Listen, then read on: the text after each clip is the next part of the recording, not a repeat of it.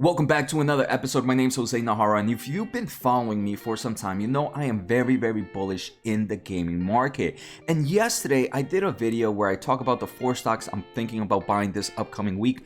One of those stocks was Activision. So on today's episode, I want to explain why Activision. So I want to compare it to some of its peers right now. And I also want to talk a little bit more about the gaming market and why I'm so bullish in this market. So if this is your first time here, guys, make sure to hit the thumbs up, make sure to hit the subscribe button, and let's get started. On today's episode, we're going to look at things like fundamentals for all of its peers. We're also going to take a quick look at how the global market is looking. And we're also going to look at things like valuation metrics for me to share my thoughts on the overall companies. So first, let's start off with Activision. This is traded under the Nasdaq as ticker ATVI. It's currently sitting at $79.64 with a market cap of about 62 billion.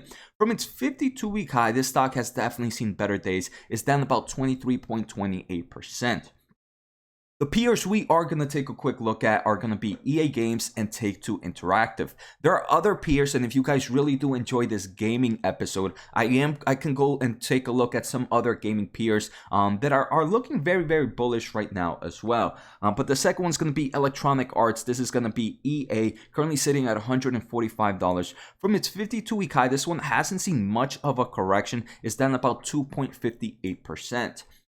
Next, we're going to take a quick look at Take-Two Interactive, and this one is right now traded under the Nasdaq as ticker TTWO. It's sitting at about $17.94 billion market cap. This is the smallest out of all of them, and now it's its 52-week high. The stock is down about 27.84%. So the first thing I want to say is right off the bat, we can see Activision and Take-Two Interactive have definitely taken quite a hit. EA Game is the only one at the moment that hasn't really seen much of a correction. But to once we take a quick look at valuation, this actually makes perfect sense. So first, let's just jump into this video game product and the overall video game market. So 2020, due to COVID, was one of the best years of gaming, and this is reports from Newzoo. I love to follow them. They have a lot of free information about the gaming market. But we can see that 2019 to 2020, I think it was the highest year-to-year growth in the gaming market because of COVID. We can see from 2020 to 2021, right now it seems like Newzoo believes there's going to be a decline in the market, and I believe that's probably why we're seeing a bit of a slowdown, or some of these stock prices have kind of seen a correction. But we can see the estimates up to 2023 believe there's still so much more growth for the gaming market right now. So for 2023, they expect somewhere between about $204.6 billion in revenue in the gaming market, compared to right now being about $175.8 billion for the year of 2021. So we can see strong growth. So now let's take a quick look at the 3 companies we're looking at. So Activision, you guys might know them from some of their hit stars like their legendary franchise World of Warcraft, Call of Duty, Diablo, Candy Crush, and Hearthstone. Then we have EA Games. EA Games, you might know them from a lot of the sports. They own like FIFA, they own Madden, they own Mass Effect, Medal of Honor, some Star Wars games as well. So very interesting. And coming soon, they have games like Battlefield, FIFA 22, NHL 2022, Grid Legends, golfing, for example. So EA Games, Activisions are really known. Rockstar also, you should know them from their game that has been out for many years now. That's the Grand Theft Auto. They have the GTA series. They also have Red Dead Online Redemption, and we can see they also have the 2K 2022 Civilization, Borderlands. They have a lot of strong games. I want to say, even though Take-Two Interactive is the smallest out of all of them, they do own a lot of small companies, right? They own Rockstar, 2K, Private Division, Ghost Stories, Social Point, Dots, and Nordeus. So they are buying a small amount. They are buying small gaming companies or gaming studios to improve their overall market. So now that we know the 3 companies, let's take a quick look at fundamentals and see how they're all doing independently. But before we do that, guys, let's take a quick listen to today's sponsor, a great reason why I'm able to provide so much content to you guys for free. I want to thank The Motley Fool for sponsoring this video. The Motley Fool is a company that provides investing insight and stock recommendations for investors of all skill sets and risk levels. You guys know I love finding new investing tools and resources to help me scout out new growth stocks. And right now I have a discount for one of my favorite services The Fool offers. Through The Motley Fool Stock Advisor services, you get access to a ton of expert stock picks. Every month you'll get 2 new picks that are aimed at growing your wealth and to help you realize your financial goals. Stock Advisor's average stock picks have done amazing returns. If growing your money is something you'd like to do more of this year, you can visit fool.com/Jose Najarro or click on the link below for access to my special offer and decide if the Stock Advisor is right for you. Thanks again to The Motley Fool, and now onto today's video. So right now, I wanted to take a quick look at trailing 12 months revenue. And first thing I can see is, I'm taking a look at Activision, EA Games, and Take-Two Interactive. Activision has been the leader since 2016. If I'm taking a look at trailing 12 months, has been the leader in forms of revenue. Another thing I can see is since 2019, since the first quarter of 2020, Activision's revenue has been growing non-stop. I don't think I can say the same for Take-Two Interactive or EA Games. They do have some growth, but then it goes flatline and then growth again, where Activision's non-stop has seen growth. So Activision right now seems to be the leader in both the gaming out of the 3 to produce the most revenue and the one constantly growing quarter over quarter or trailing 12 months over trailing 12 months. Take-Two Interactive and EA Games, there's some quarter of growth, some quarter of flatness. The next thing I wanted to take a quick look at was the company's gross margins. So gross margins, Activision and EA Games share similar gross margins. EA Games tends to be about 1% higher on average, it seems, right? Gross margins for these past trailing 12 months for EA Games were 73.4, for Activision's were 72.9. Take-Two Interactive, not the same in forms of growth margins, but they're still pretty high at 58.6. I do want to say it does seem gross margins for Take-Two Interactive in the past few quarters are improving over time. We can see trailing 12 months in the past 4 quarters was actually about 48.2, and now they're sitting at about 58.6. So they are improving their gross margins.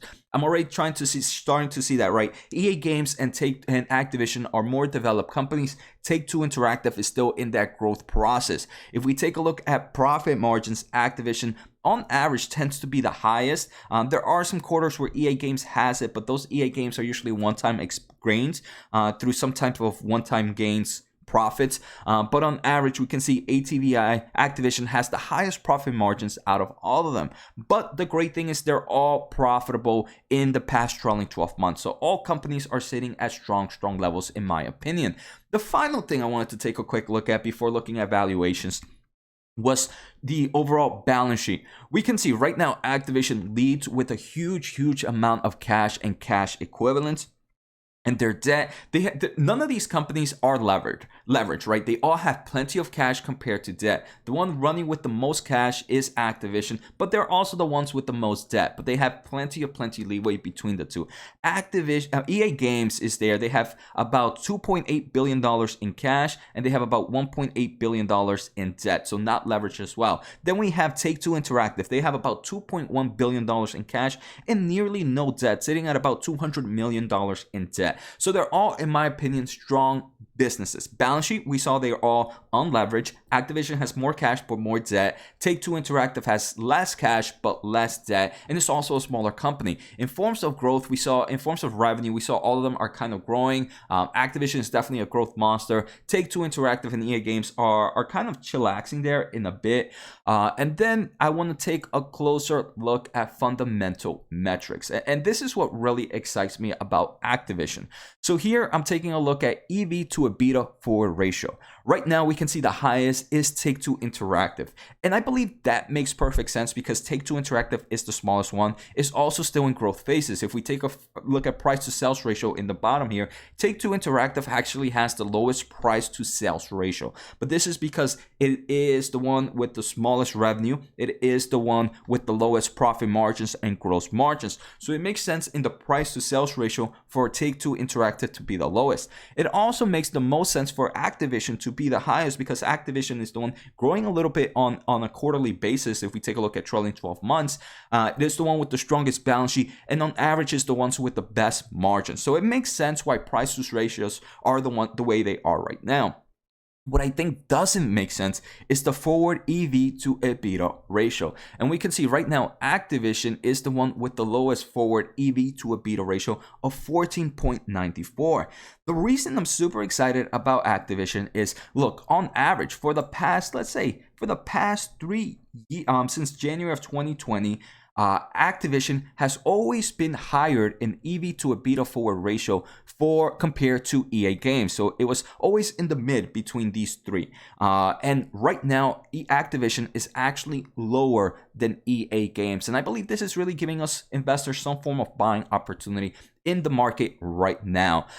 So one more thing I want to take a quick look at were the overall technicals. So we can see Activision right now is nowhere near overextended, in my opinion. Is sitting next to its long-term moving average in the time frames I use. EA Games is, you can see, right, EA Games is not overextended either, but it's not getting that same buying opportunity, in my opinion, as Activision. Take-Two Interactive, I think, is the other one next to Activision. If you're looking more for a smaller company, more for a growth company, maybe not a growth, because right, we saw technically Take-Two, Activision is the one that's been growing. If we take a look at the revenue here, right, Activision is the only one that has constantly been improving their revenue. But Take-Two Interactive is definitely a smaller company with a lot more growth potential. And this one is also giving some form of buying opportunity. So right now in the gaming market, I believe Activision and Take-Two Interactive are probably a better buys. Just my take, right? It doesn't mean EA Games is going to be bad. It just means that, hey, the other two have a higher chance of being a little more, have a little bit less volatility because they kind of seen that pullback already. I do want to see Activision. One of the things really surrounding the negativity in the stock is the overall lawsuits happening in the Blizzard department, so that can continue to add volatility into the market. So I hope you guys enjoyed today's episode. Again, all of them, the gaming market, I believe is still in early stages. We're still growing. And if you guys enjoyed the episode, let me know if you want me to do some other stock in the gaming market as well. So take care, have a good night, and see you next time.